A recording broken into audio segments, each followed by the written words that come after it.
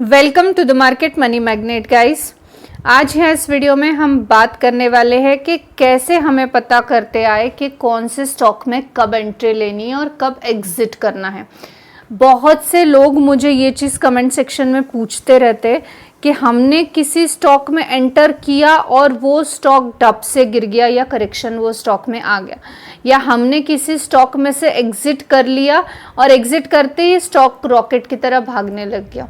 तो ऐसे में हमें कैसे पता करना चाहिए कि कौन सा स्टॉक भागने वाला है, या हमें कौन सा स्टॉक कब बाय कर लेना चाहिए और कौन सा स्टॉक कब सेल करना चाहिए। तो आज हम यहाँ इस वीडियो में यही देखेंगे कि हमारा एग्जैक्टली बाइंग टाइमिंग क्या होना चाहिए और हमारा सेलिंग टाइमिंग क्या होना चाहिए। अब ये चीज़ जो है ये एप्लीकेबल है only for the long term investment. अगर आप यहाँ पे सोचेंगे कि सेम फॉर्मूला हम एप्लीकेबल करेंगे इंट्राडे के लिए या फिर हम एफएनक्यू के लिए यानी फ्यूचर एंड ऑप्शन के लिए, तो ये सब चीज़ें ये एप्लीकेबल नहीं होगी। सिर्फ आप लॉन्ग टर्म इन्वेस्टमेंट के लिए इस चीज़ को एप्लीकेबल कर सकते हो। तो सबसे पहले तो मैं आपको एक चीज़ बताना चाहूँगी कि अगर आप स्टॉक मार्केट में आए हो तो आपको पेशेंस रखना ज़रूरी है। आप डेफिनेटली एक छोटा अमाउंट लगा के यहाँ आए हो, लेकिन इसी अमाउंट को एक बड़े अमाउंट में ग्रो करने के लिए वक्त लगता है, और ये वक्त जो है ये हमें पेशेंस के साथ रखना पड़ता है। हमें ये चीज़ का एहसास होना चाहिए कि जब हम इन्वेस्ट कर रहे हैं तो डेफिनेटली बिफोर इन्वेस्टमेंट आपको बहुत अच्छे से वेरीफाई करना चाहिए फंडामेंटली, या बिजनेस कैसा है, किस तरह का स्टॉक है, ये सब चीज़ें पहले देख लेनी चाहिए, फिर ही आपको इन्वेस्टमेंट करना है। छोटा सा अमाउंट ही सही, पर आपको तभी इन्वेस्ट करना है जब आपने स्टॉक को अच्छे से एनालाइज कर लिया हो। जब आपको खुद पे विश्वास है, आपको कंपनी पे विश्वास है, तो आपको पेशेंस के साथ कुछ समय देना होता है, और इस समय देने के बाद आपको एक अच्छा रिजल्ट जो है यहाँ पे देखने को मिल सकता है। अब लॉन्ग टर्म के लिए पेशेंस ये बहुत ज़रूरी है। बेसिकली जो शेयर मार्केट है ये 20% जो है फॉर्मूले का खेल है और 80% इसमें पेशेंस होना बहुत ज़रूरी है। आपको मार्केट की साइकोलॉजी समझना बहुत ज़रूरी है। मार्केट की साइकोलॉजी जिसको समझ गई और जिसमें पेशेंस लेवल अच्छा है, वो लॉन्ग टर्म में भी बेनिफिट कमा कर जाता है और शॉर्ट टर्म में भी बहुत अच्छा पैसा बनाने का पोटेंशियल रखता है। तो सबसे पहले हम ये जानने वाले हैं कि कोई भी स्टॉक में हमें बाइंग कब करना है ये कब जानना है, उसके बाद जानेंगे कि हमें सेलिंग कब करना है ये कैसे पता करें। या हम बोल सकते हैं कि शेयर का परफेक्ट बाय लेवल और शेयर का परफेक्ट सेल लेवल कैसे निकाला जाए। तो इसके लिए मैंने एक चार्ट पर आ गए, यहाँ पर आप देख सकते हैं।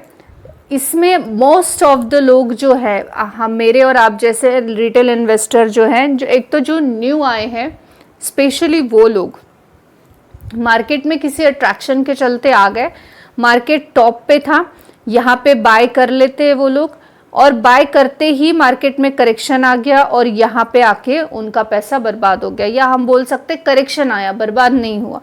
अगर यहाँ पे 100 रुपये का स्टॉक उन्होंने बाय किया था और वो यहाँ पे आकर 80 रुपये या 50 रुपये का भी हो जाता है, ये सपोज टू बी है, तो उनको यहाँ पे 50 रुपीज़ का लॉस समझ में आता है कि यार 50 रुपीज़ का तो लॉस हो गया मुझे।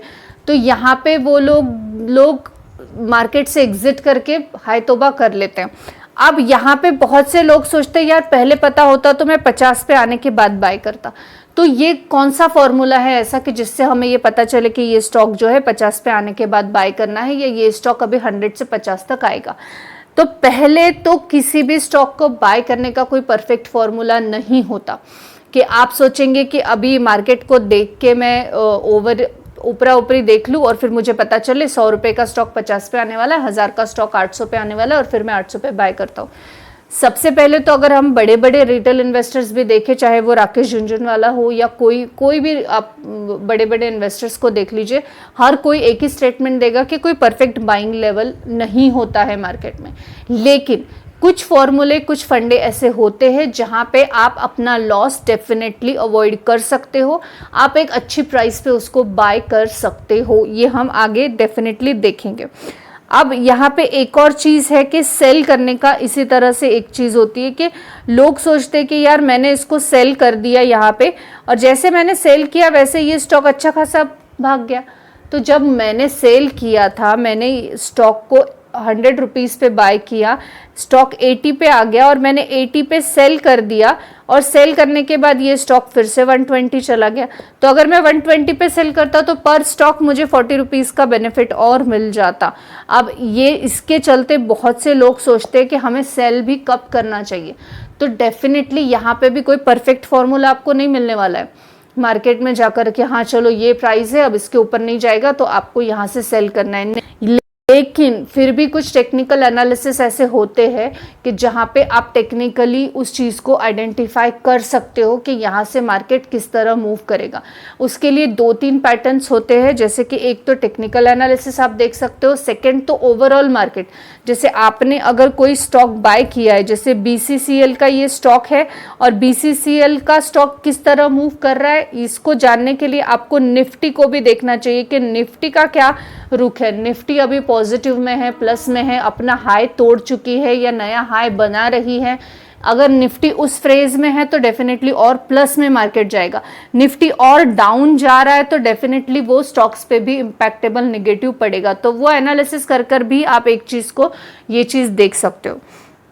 लेकिन अब परफेक्टली अगर मैं आपको बताऊं कि परफेक्टली क्या चीज़ें ऐसी है जो कि आप देख के एक सही डिसीजन या सही बाइंग लेवल या सही सेलिंग लेवल आप परफेक्टली निकाल सकते हो, तो अगर हम पर बात करें तो मैं यहाँ पे आपको एक ही चीज़ बताना चाहूँगी कि जब भी जो भी टाइम पे यानी जो भी बेस्ट टाइम है बाय करने का स्टॉक का या सेल करने का, ये चीज़ डिपेंड करता है मार्केट कितना लो और मार्केट कितना हाई है। यानी अगर आपको कोई स्टॉक सेल करना है, सपोज आपको कोई भी स्टॉक सेल करना है, तो आपको पहले तो निफ्टी को देख लेना चाहिए कि निफ्टी किस तरह का मूव दे रहा है, क्योंकि निफ्टी अगर गिर रहा है तो डेफिनेटली स्टॉक्स भी गिरने वाले हैं। अगर ओवरऑल मार्केट ही निगेटिव में है तो डेफिनेटली स्टॉक भी निगेटिव में आएंगे। अगर पर्टिकुलर स्टॉक या सेक्टर आपका पॉजिटिव में है और आप सेलिंग करने जा रहे हो तो डेफिनेटली वो एक गलत डिसीजन आपका साबित हो सकता है, क्योंकि अगर पर्टिकुलर स्टॉक अगर बुलिश है तो आपको भी वहां पे देखना चाहिए कि यहाँ पे मुझे बियरिश नहीं बनना है, मुझे यहाँ पे होल्ड करके रखना है। सेकेंड चीज, मार्केट में ऑलवेज चांस मिलता है, हमेशा मार्केट में चांस मिलता है। मार्केट एक रोटेशनल ड्यूटी की तरह चलता है। अगर हम बात करें कि मार्केट में हमेशा चांस मिलता है, यानी मार्केट जैसे यहाँ गिरा, आपने देखा, फिर चांस मिला और मार्केट अप्रॉक्स सेम लेवल पर आकर जो है फिर से उसने अपना हाई सेम किया, बनाया, या हम बोल सकते जहां से मार्केट टूटा था वहीं से मार्केट ने फिर से गेन कर लिया। यानी मार्केट यहाँ तक बना था, फिर मार्केट यहाँ से इतना क्रैश हुआ, लेकिन मार्केट ने फिर से इतनी सेम रिकवरी दिखाई, इवन दो फिर थोड़ा सा निगेटिव गया और फिर एक अच्छा नया हाई बनाया है। तो मार्केट में हमेशा चांस मिलता है। मार्केट ऐसा नहीं है कि एक बार गिर गया तो फिर दोबारा नहीं उठेगा। अगर आपको सेल शेयर को बाय करना है तो आपको एक चीज याद रखनी है कि आपको कभी भी टॉप लेवल पर जाके बाय नहीं करना है। आपको हमेशा कोशिश करनी है कि मैं एक बॉटम लेवल पे बाय करूं। अभी करंटली अगर मार्केट हाई है तो आपको पेशेंस रखना है कि मार्केट नीचे जाएगा, और मार्केट डेफिनेटली नीचे जाता है, करेक्शंस डेफिनेटली आता है। पर्टिकुलर स्टॉक में जब भी करेक्शन आएगा आपको सिंपली चार्ट निकालना है स्टॉक का, उसमें देखना है कि हाई ये था, लो ये बना, फिर से हाई अगर ये बन चुका है तो फिर करेक्शन आएगा ही, और मुझे इस करेक्शन में यहाँ पे बाय करना है। और यहाँ बाय करने के बाद जब स्टॉक यहाँ आएगा तो आपको समझेगा कि आपने कितना सही डिसीजन लिया है, बाय कब करना है। अब यहाँ पे बहुत सारे लोग जो है इनमें पेशेंस नहीं होता है और मार्केट में अट्रैक्शन के चलते, तेजी के चलते आ जाते हैं वो यहाँ पर, और यहीं पर आकर बाय कर लेते हैं, और जैसे बाय करेंगे करेक्शंस आता है फिर यहाँ पे सेल कर देते हैं और अच्छा खासा इन्वेस्टमेंट अपना जो है डुबाकर मार्केट से एग्जिट कर लेते हैं।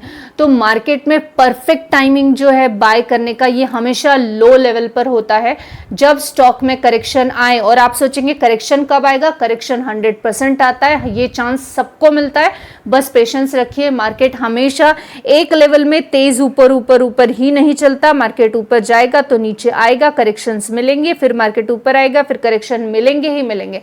तो हमें हमेशा अगर बाय करने के बारे में हम सोच रहे हैं तो पेशेंसली हमेशा लो लेवल पर बाय करना चाहिए, ये हमेशा परफेक्ट टाइमिंग होता है बाय करने के लिए। और अगर हम सेल करने की बात करें तो मार्केट में सेल करने का भी मौका हमें डेफिनेटली मिलता है। ऐसा नहीं है कि हमें सेलिंग का मौका नहीं मिलेगा। अगर आपने यहाँ कहाँ बाय कर रखा है तो आपको जब मार्केट हाई पे जाएगा तो आपको यहाँ पे सेल करते आएगा डेफिनेटली। फिर मार्केट में करेक्शन आता है लेकिन फिर एक अच्छा मूव मार्केट अपर साइड में देता है। तो जब भी मार्केट में करेक्शन के बाद एक अच्छा मूव आएगा आपको वहाँ पे सेल करने की अपॉर्चुनिटी डेफिनेटली मिल जाती है।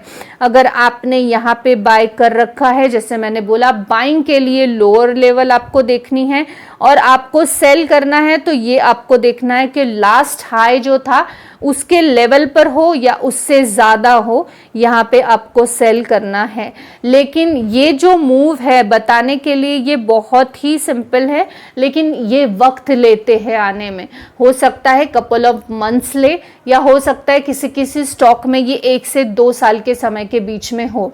लेकिन अगर आप सोच रहे हो कि किसी तरह से एक परफेक्ट चीज़ में मैं बता दूं कि हाँ ये चीज़ है और तब बाय कर दो या ये कैंडल स्टिक आए तब सेल कर दो, ऐसा नहीं होता। ये तब होता है जब आप एफएनक्यू में एफएनओ में ट्रेड कर रहे हो, यानी फ्यूचर एंड ऑप्शन में कर रहे हो या इंट्राडे में कर रहे हो। लेकिन हम यहाँ पे जो बात कर रहे हैं ये हम बात कर रहे हैं लॉन्ग टर्म इन्वेस्टमेंट की। और लॉन्ग टर्म इन्वेस्टमेंट में आपको याद रखना है कि बाइंग और सेलिंग के लिए चांसेस मिलते हैं, आपको पेशेंस रखना है। जब भी स्टॉक में आपको इन्वेस्ट करना है, बाय करना है, तो जो भी आपका स्टॉक है उसके लोअर लेवल पर आपको बाय करना है स्टॉक को, और अगर आपको सेल करना है तो उसका जो भी हायर लेवल है यहाँ पे आप सेल कर सकते हो। सेल करने के लिए एक और फॉर्मूला आप यूज कर सकते हो कि आपने अगर स्टॉक 100 रुपीज़ में बाय कर लिया है और आपको इसके 120 या 150 रुपीज़ तक मिल रहे हैं और आप चाहते हो कि 50 रुपए के या 20 रुपए के बेनिफिट के साथ मुझे एग्जिट करना है, मेरा यही टारगेट था, तब भी आप एग्जिट कर सकते हो। या जो भी हायर लेवल पे सेल करना है आप उस वक्त सेल कर सकते हो। या तो कंपनी की कोई न्यूज़ आपको मैनेजमेंट की बुरी मिलती है तब भी आप उस स्टॉक में से एग्जिट कर सकते हो। अब ये जो फॉर्मूला है ये आपको सिर्फ लॉन्ग टर्म पे इन्वेस्ट करना है, आपको इसमें इंट्राडे या एफएनओ में बिल्कुल भी ये चीज़ फिट नहीं बैठती। आई होप गाइस आपको इन्फॉर्मेटिव लगी होगी। Thanks for watching.